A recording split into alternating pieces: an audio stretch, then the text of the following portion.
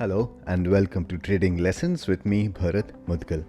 अभी जो मैं स्टॉक्स का डेटा देख रहा हूँ उस हिसाब से निफ्टी को कल पॉजिटिव क्लोज देना चाहिए। लेवल्स हम अभी डिस्कस करते हैं। पहले हम डिस्कस कर लेते हैं कि मेरा कल का एनालिसिस कैसा रहा था। इससे आपको मेरे चार्ट समझने में थोड़ी आसानी होगी। तो निफ्टी ने गैप अप ओपनिंग दिया था और बीच मार्केट में मैंने ट्विटर पे कहा था कि 16945 ये एक रेजिस्टेंस लेवल है। यही लेवल मैंने अपनी पिछली रिपोर्ट में भी बताया था और कहा था कि this is going to be a very strong resistance for the Nifty to take. यहाँ से एग्जैक्टली यहाँ से पलट के निफ्टी फिर वापस अपने सपोर्ट पे आया 16465, लेकिन बीच में इसने कुछ क्रूशियल लेवल्स सपोर्ट के ब्रेक कर दिए हैं जो कल के लिए थोड़ा सा प्रॉब्लम हो सकता है। अब कल का हम मार्केट देख लेते हैं कि मुझे कैसा लग रहा है। तो कल के लिए निफ्टी को 16865 क्रॉस करना ज़रूरी है।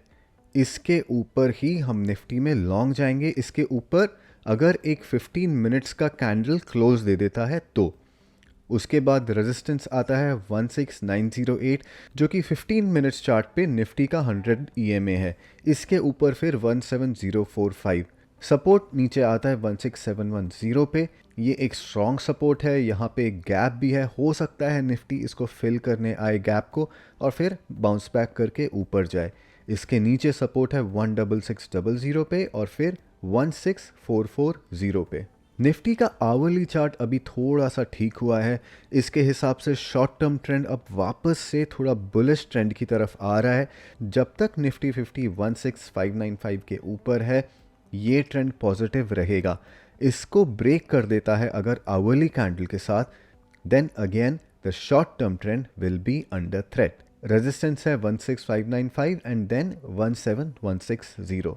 वीकली चार्ट्स पे मैं आपको काफ़ी दिन से बता रहा हूँ 16945 का लेवल बहुत ही स्ट्रांग है। इसके नीचे अगर वीकली कैंडल क्लोज होता है तो फिर लॉन्ग टर्म ट्रेंड जो है वो बहुत ही खतरे में आ जाएगा। लॉन्ग टर्म ट्रेंड बेयरिश हो सकता है।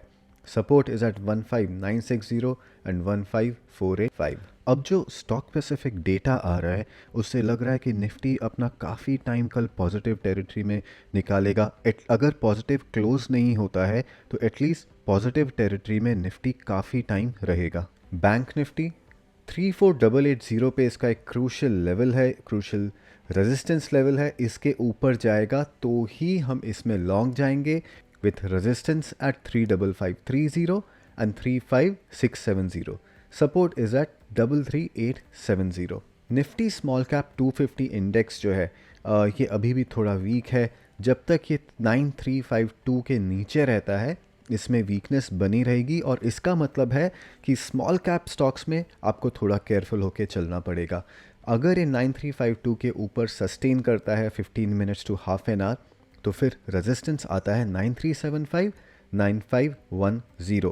सपोर्ट आता है इसका भी 9303 9215 एंड 9165। तो ये तो था मेरा ब्रॉडर मार्केट एनालिसिस। अब मैं कुछ देर बाद एक स्टॉक स्पेसिफिक रिपोर्ट भी पोस्ट करूंगा जिसमें हम वो स्टॉक्स देखेंगे जिनमें हम लॉन्ग भी जा सकते हैं और कुछ स्टॉक्स जिसमें हम शॉर्ट जा सकते हैं बेस्ड ऑन निफ्टी लेवल्स।